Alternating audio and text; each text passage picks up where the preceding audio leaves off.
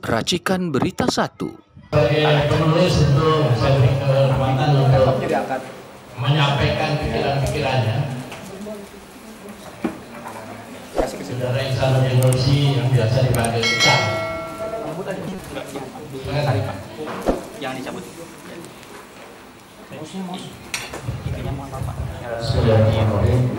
Sekalian, buku ini saya proses kurang lebih sekitar 1,5 tahun.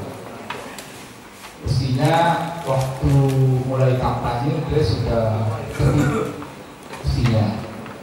Tapi begitu melihat medan pencalonan muncul, tadi sama-sama kita tahu bagaimana Erik kepingin jadi cawapres. Ada beberapa pihak yang paling kencang adalah Erik. Dan ternyata keberangkatan ke Solo semuanya mengubah atas telepon Ratiflah itu berubah. Maka buku itu saya gagalkan untuk tulis sebelum kampanye. Beda dengan buku dengan bangsa terbelah. Kalau bangsa terbelah saya terbitkan memang menjelang kampanye, karena buku itu kalau ada baca baik-baik bangsa terbelah, begitu nembak dua-duanya. Begitu nembak Joko Widodo, begitu nembak Prabowo, gitu ya. Tapi Prabowo kayak terima dia adanya. Dan kalau orang kemudian baru ribut soal Mahfud MB sekarang seperti itu, berarti dia tidak baca baik buku saya. Buku saya tentang Mahfud, siapa Mahfud dari awal, dan cerita dia di PKB, direkrut oleh Mas Dur, dan seterusnya sampai jadi MK, dan seterusnya.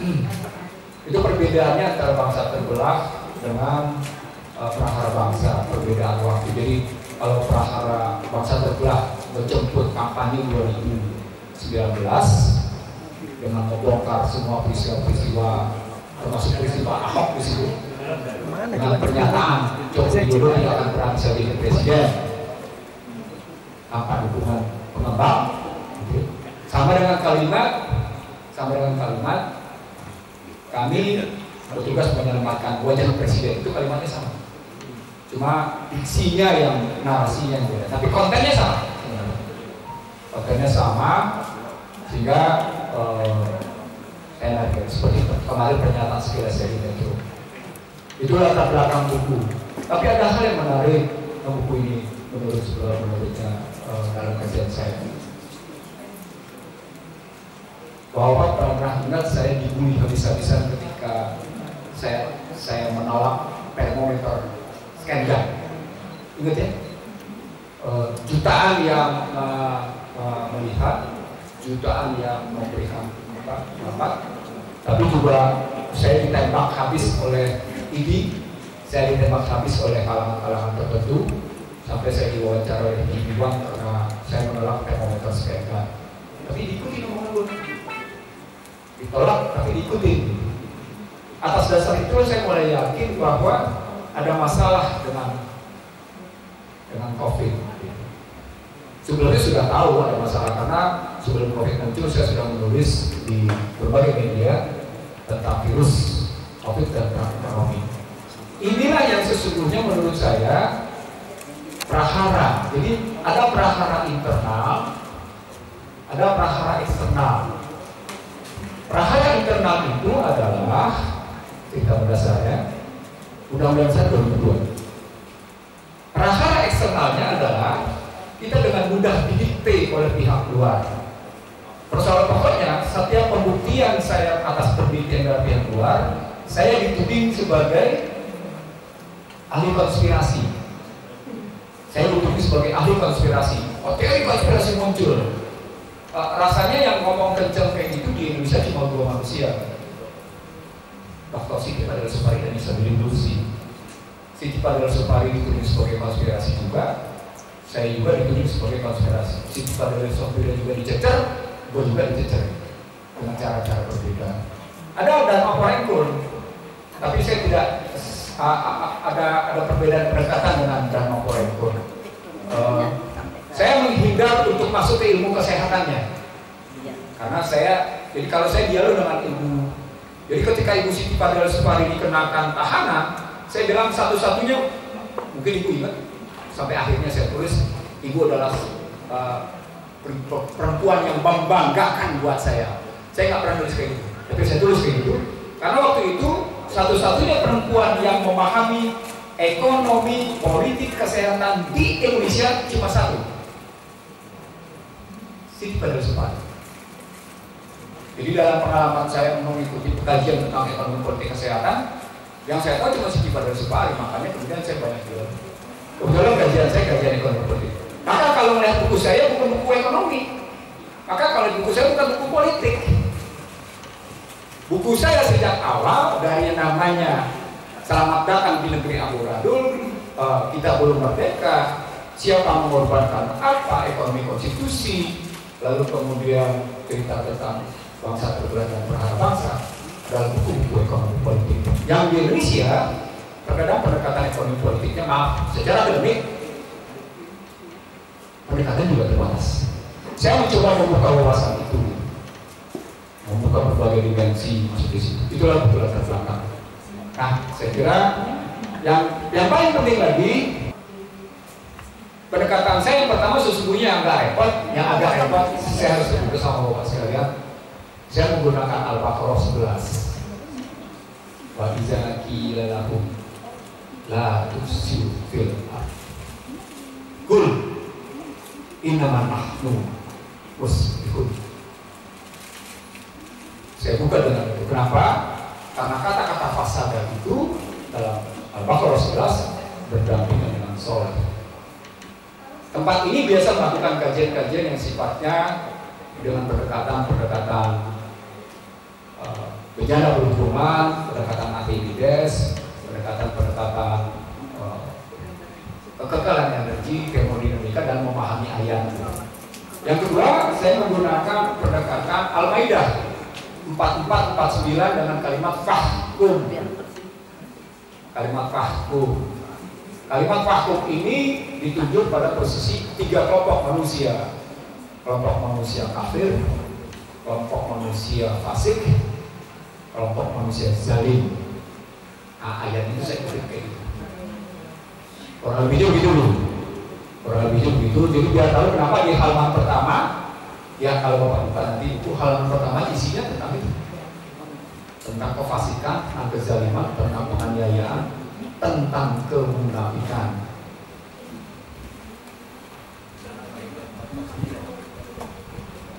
Saya ingin mengingatkan teman-teman, saya berdebat dengan Fahri Hamzah cukup panjang, tapi saya terkejut ketika saya lihat, saya sekali waktu itu Julhas sebagai pansusnya, Fahri sebagai anggotanya bersama dengan Sultan Batu Gana. Kalimat saya adalah, pilihan Anda cuma 2, Anda menjadi pengkhianat atau Anda kemudian memang setia kepada konstitusi. Langsung berhenti pansus, Julhas yang turun, tapi kemudian Julhas menjadi menteri. Buku itulah yang sebenarnya dialog itulah yang kemudian membawa inspirasi pada saya. Oh, rupanya untuk menjadi politisi harus punya sikap seperti itu. Karir Julhas bagus, karir Fahri bagus, bagus juga karir politiknya. Oh, bisa begitu. Saya tetap narasumber di DPR, narasumber bagi pansus. Bapak Ibu sekalian, hal yang mendasar buat saya adalah kalimat saya muncul setelah itulah, kita defisit negarawan, surplus politisi. Bahkan saya bilang kita surplus pengkhianat. Kita surplus pengkhianat. Setelah itu teman-teman, sebelum kata menulis tentang kedaulatan negara digadaikan, artikel saya sudah beredar di media Indonesia. Ini ada editor saya, Arif Prasetyo, yang biasa mengedit tulisan-tulisan saya di media Indonesia. Artikel saya sudah beredar menggadaikan kedaulatan di mana-mana.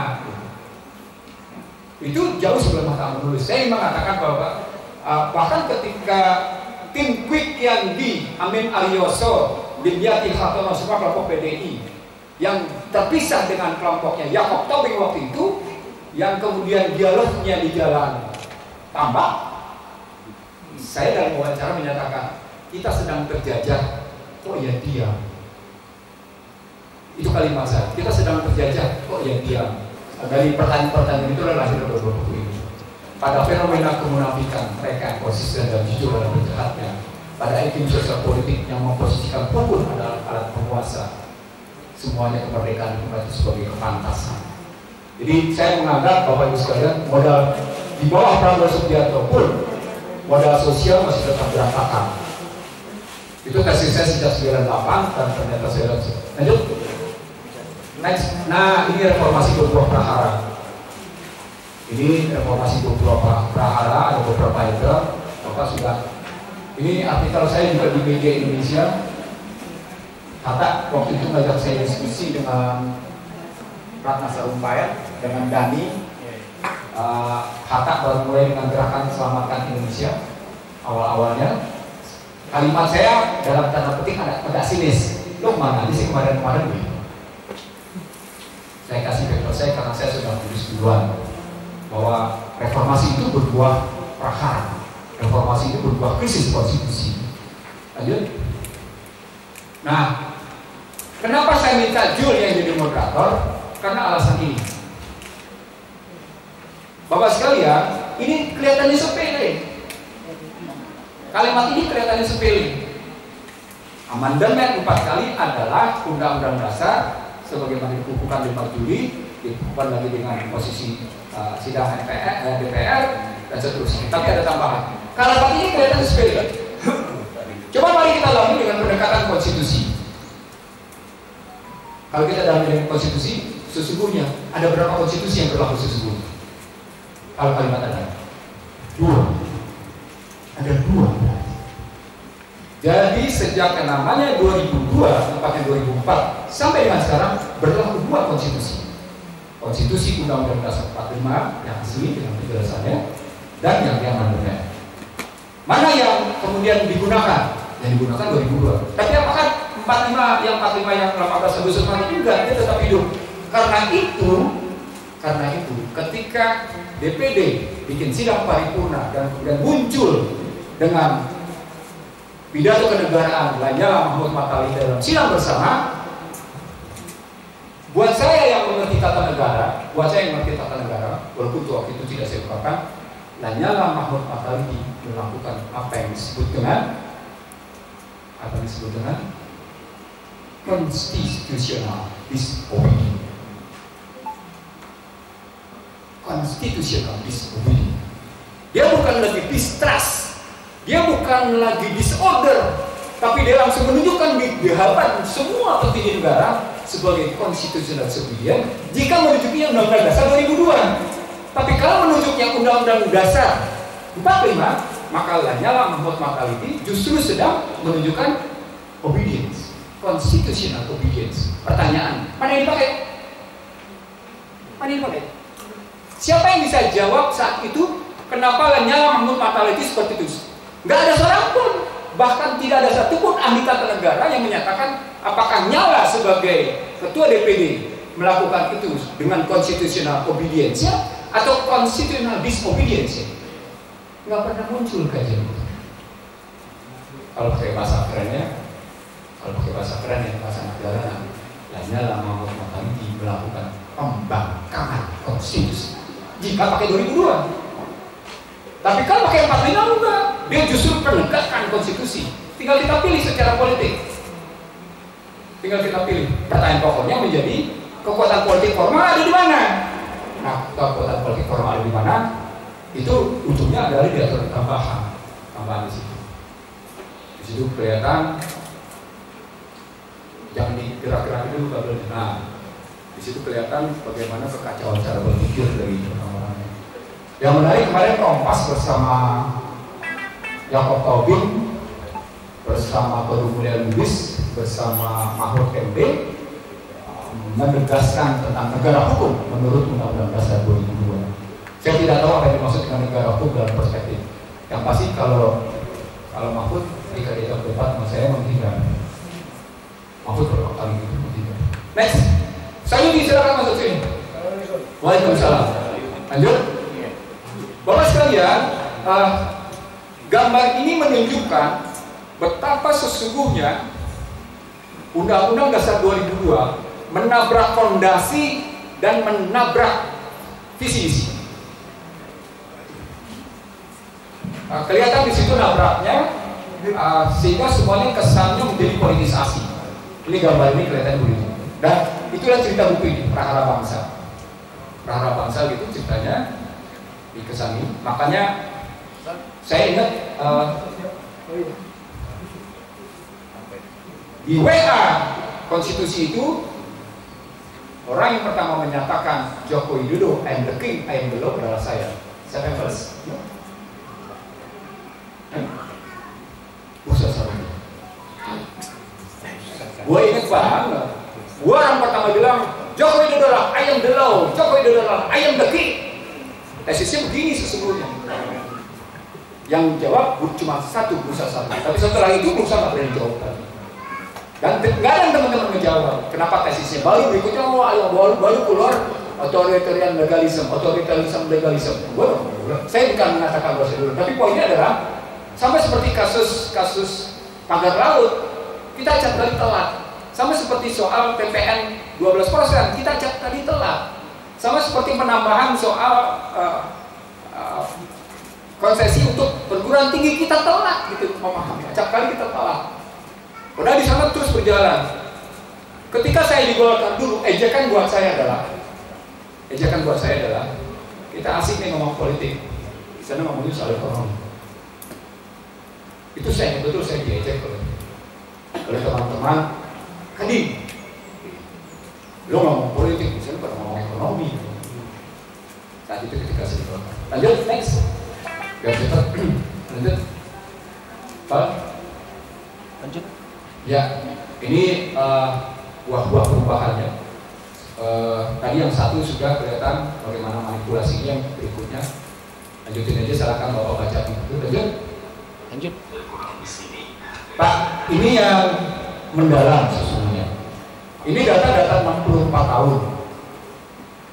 Ulang, data ini data 64 tahun, bukan data dua generasi. Tapi orang tidak sadar bahwa data 64 tahun ini membuktikan bahwa sesungguhnya sedang terjadi penghisapan yang terus menerus atas kondisi bangsa. Lihat Bapak grafiknya, gambarannya seperti itu. Ini bagi teman-teman yang mengaku free market mechanism, yang mengaku free enterprise, yang mengaku free project exchange, nggak masalah. Tapi kalau diambil dalam kerangka secara mendalam, orang mestinya sadar bahwa dengan grafik seperti ini, ketika dihubungkan dengan PDB, ketika dihubungkan dengan PDB per kapita, ketika dihubungkan dengan yang namanya kerentanan eksternalitas, kalau pakai ekonomi moneter fiskalnya, saya ulang, pakai ilmu kerentanan eksternalitas, maka sesungguhnya yang sedang terjadi Indonesia tidak akan pernah berhenti dihisap. Tidak akan pernah berhenti dihisap. Sekarang sistemnya begini. Nah, itu kelihatan dari grafik. Ini data 60 tahun. Bagaimana dari tahun 64 sampai 97 dan seterusnya. Lanjut. Bapak sekalian, saya mau mengatakan kalau kita begini, selama 10 tahun kita berhadapan dengan resepsi. Untungnya Riko minta maaf. Dia pernah tangan bersama Joko Widodo, tapi Riko minta maaf. Saya minta maaf. Oh, tegas dia ngomongnya. Jantan ya? Lo enggak, asal-muasalnya dikirim deh. Dari harganya Joko Widodo sampai berani bikin perjanjian sama Joko Widodo, tapi Joko Widodo tidak mau menjadi. Dia ngomong, gue minta maaf ya, lo ngajak-ngajak lo milih Joko Widodo, sekarang gue ngaku salah, gue minta maaf. Itu dia ngomong betul. Gak ada politisi yang kayak dia dalam kacamata gue. Dia terbuka untuk itu. Apa buktinya? Karena buktinya sebenarnya, maaf ya, secara terbuka sekarang saya mau melakukan itu yang tidak melakukan teori resepsi atas politiknya Joko Widodo ini. Jadi Riko tidak larut dalam politik resepsinya Joko Widodo. Apa resepsi? 3. 1. Menipu. 2. memutus mata rantai sejarah. Memutus mata rantai sejarah baik dengan sosok atau objek. Yang ketiga yang paling susah, ini yang ketiga. Kalau pakai bahasa Inggrisnya, equivocation. Kalau pakai bahasa Indonesia mencungkit balikan sejarah. Lanjut, biar cepat biar teman-teman yang membahas. Nah, ini pertanyaan.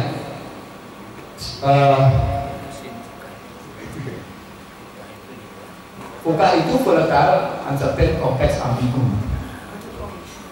Tesisnya cuma 3 kuadran, tapi kuadran ini panjang sebenarnya. Kuadran pertama adalah sistem dan aktor. Dalam gambar saya, itu di grafik ada situasi Indonesia, dia rusak sistem, rusak aktor. Kuadran pertama adalah rusak sistem dan rusak aktor. Kelihatan di kuadran pertama. Kuadran kedua adalah legalitas dan legitimasi. Jadi legalitas dan legitimasi. Pada Joko Widodo dan pada Prabowo Subianto ada legalitas, tapi tidak ada legitimasi. Itu kerasnya. Yang paling mengkhawatirkan yang ketiga, Bapak Ibu sekalian. Yang paling mengkhawatirkan yang ketiga. Apa itu yang ketiga? Yang ketiga yang saya tandai warna kiri bawah. Kiri bawah adalah Prabowo Subianto sakit, Gibran sehat. Prabowo Subianto sakit, Gibran sehat. Dampaknya berlaku pasal 8 ayat 1, 2, dan 3. Selama itu terjadi seperti ini.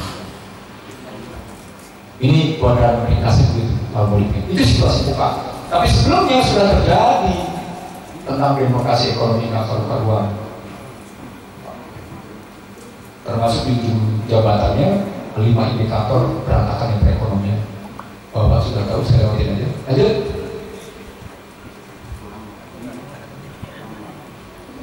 Ketika saya membahas kajian Susilo Bambang Yudhoyono tentang Trans-Pacific Partnership digagas oleh Obama, kalimat yang saya dapat adalah kudeta korporasi. Pada kasus pada tahun itu adalah kudeta korporasi. Jadi kalau teman-teman menyebutnya state corporate crime, saya langsung lebih menyebut sebagai kudeta korporasi.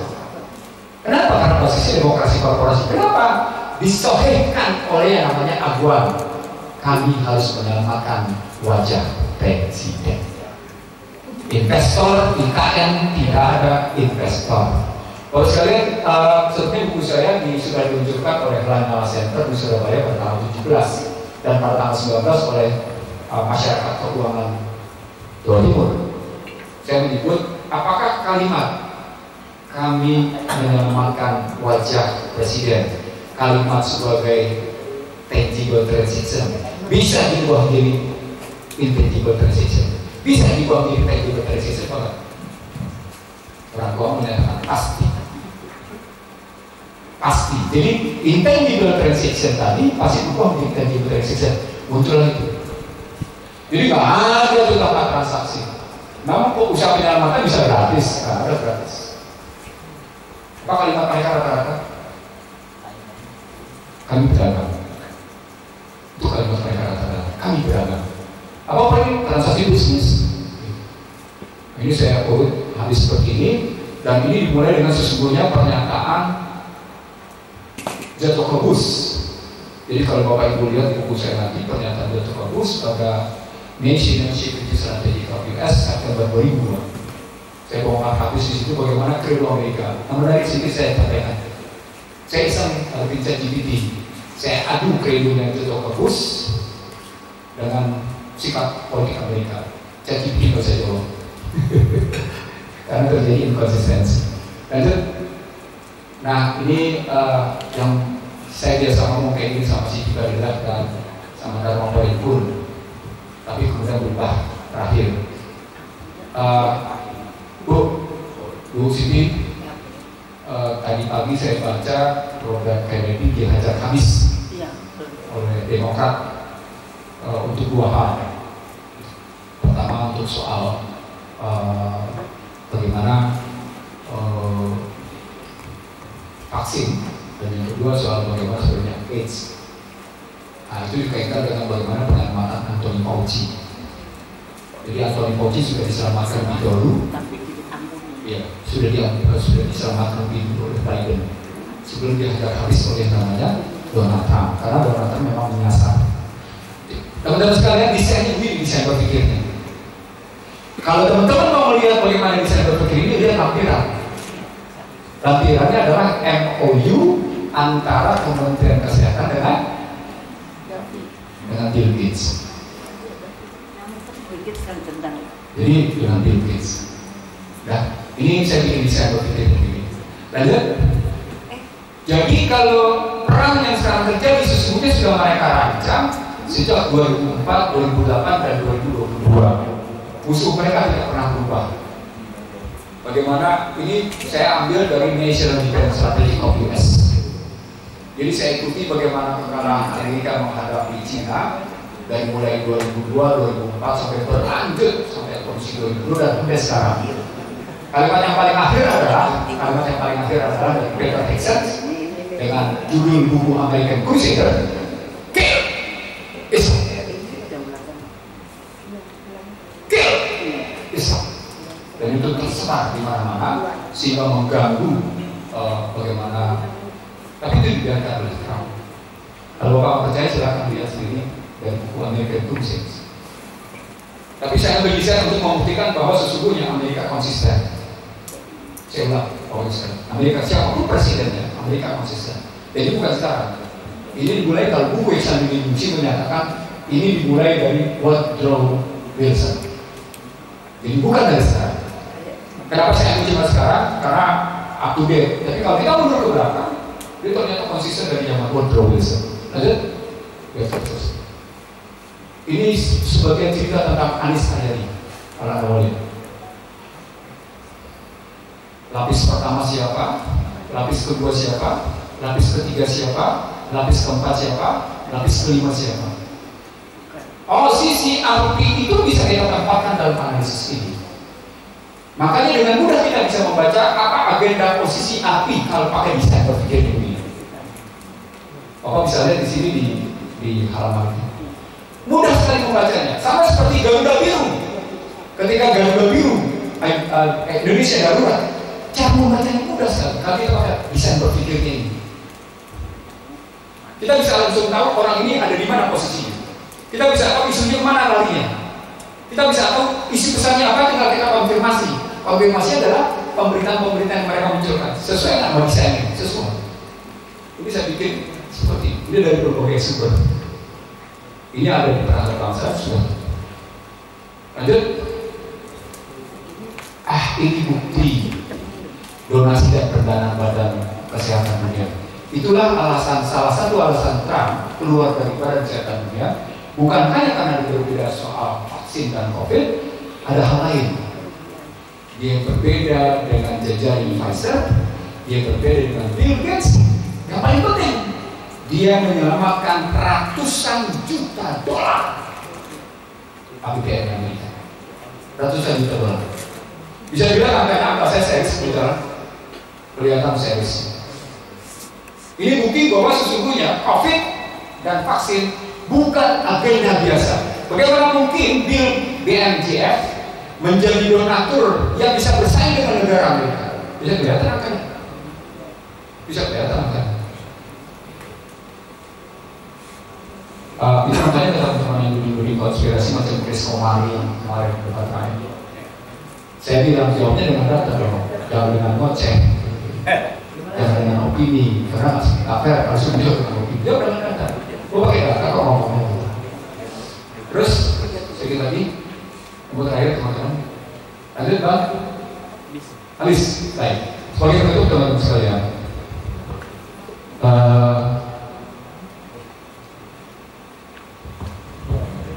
Kata kalian bertanya pada saya tentang konstruksi Cina di Indonesia.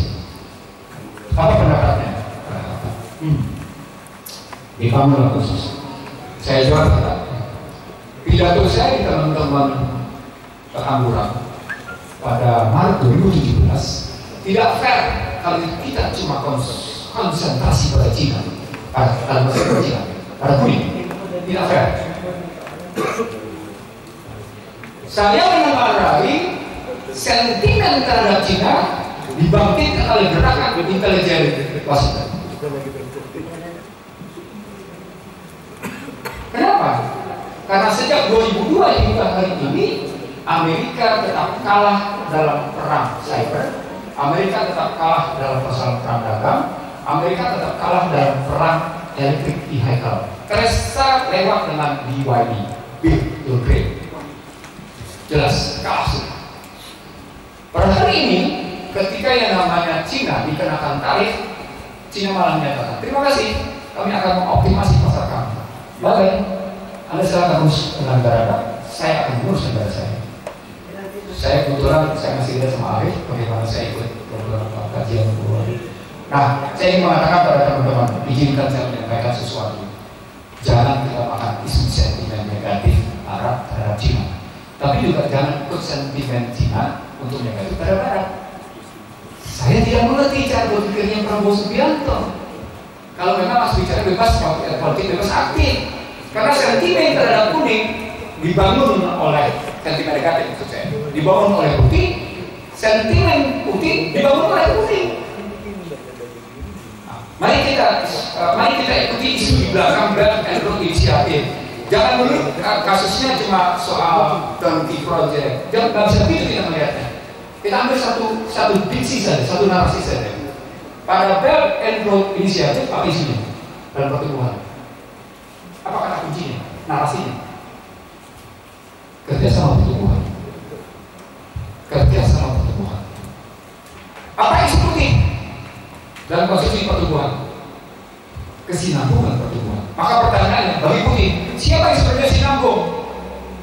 Mereka pakai SDG. Di situ rata-rata ekonomi Indonesia dan kalangan intelektual Indonesia terjebak. Istilah saya putihlah false. Aladina hubbi keberatan sabun. Anda terbenam dalam kebodohan, Anda hayat dalam kebodohan, dan Anda lalai akan kebenaran. Kenapa? Anda kejar pada SDG siapa pemodalnya, Anda kejar siapa penentu teknologinya, Anda kejar siapa pemegang global savingnya, Anda kejar siapa penentu payment sistemnya. Anda akan dapat siapa penentu di balik kata-kata sustainable growth. Sebaliknya ketika kita kejar tentang kerjasama pertumbuhan, ini saya ambil di Prahara Bangsa dan saya ambil di Bangsa Terbelah. Sebaliknya ketika kita kejar tentang kerjasama pertumbuhan, pertanyaan muncul. Kerjasama? Memang kita setara? Setara nggak? Setara nggak? Agak langsung jawab enggak. Apa buktinya? Lihat aja kita bisa baca kata baru. Anda nggak setara? Anda lihat aja namanya teman-teman jangan bangga dengan hilirisasi. Kalau ada orang bangga dengan hilirisasi, dia tidak punya data detail tentang industri hilirisasi. Saudara Iksan, saya melihat Anda itu intelektual yang tidak sama dengan intelektual yang dikritik oleh Jawawi Imron, bahwa dubur ayam yang menghasilkan telur itu lebih mulia daripada mulut intelektual yang hanya menjanjikan telur atau Jawabi. Karena apa? Saya bersama Iksan dan Mulyadi mendampingi Ketua DPD kelima keliling ke kampus-kampus untuk menjelaskan adanya Undang-Undang Dasar baru, Undang-Undang Dasar 2002. Saya ingin Iksan cerita perjalanan panjang itu. Seperti ini teman-teman, ada kerisauan setelah keliling dari Sumatera sampai ke Sulawesi, ada kerisauan mendalam secara intelektual. Betapa banyak kalangan intelektual yang tidak paham tentang terjukir balikannya Undang-Undang Dasar 45 oleh Undang-Undang Dasar 2002. Saya naikin lagi sedikit. Lebih menyedihkan lagi ketika saya bersama dengan Ketua DPD kelima ke MUI. Sangat sedih. Saya tidak melihat betapa ternyata para ulama yang menyebut diri sebagai ulama di level nasional itu sebagai sebuah lembaga dari berbagai aliran, dia tidak mengerti, bahkan mengkritik habis-habisan Ini cuma karena nggak puas ya jabatan, ingin lebih besar lagi, ngomongnya sinis.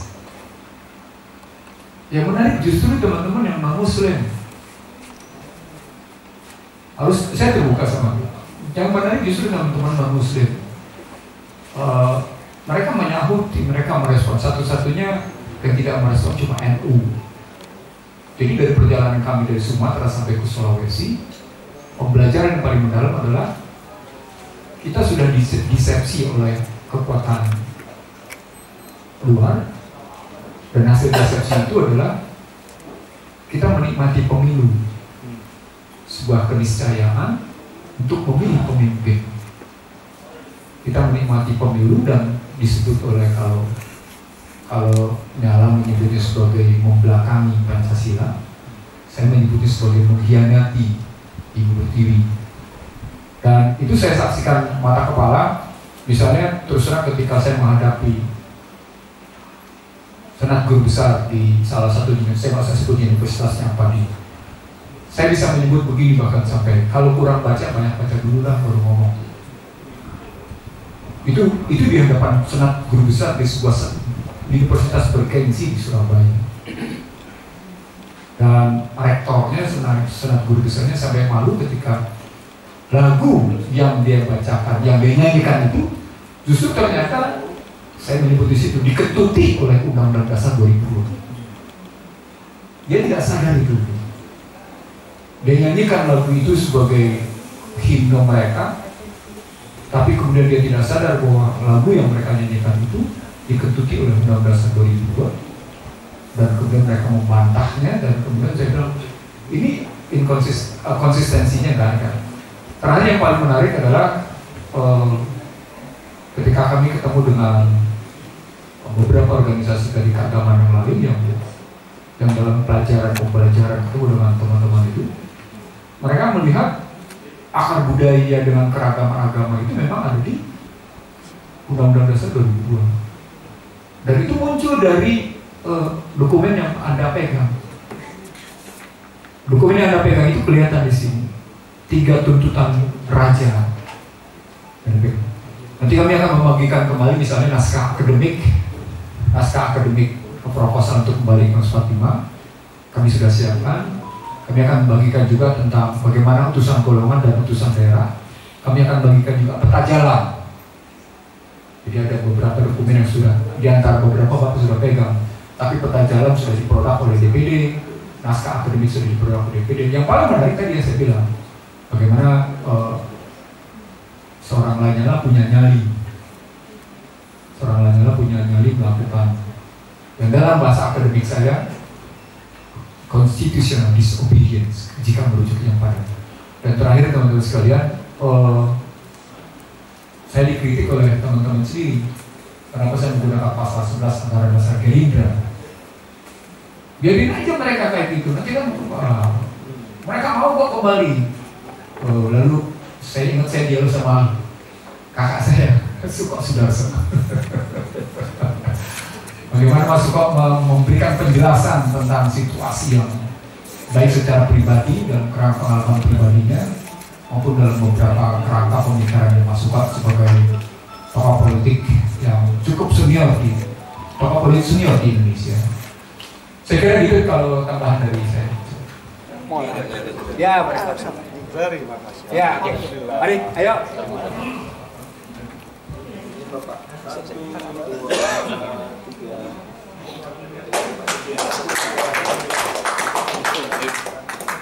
Terima kasih.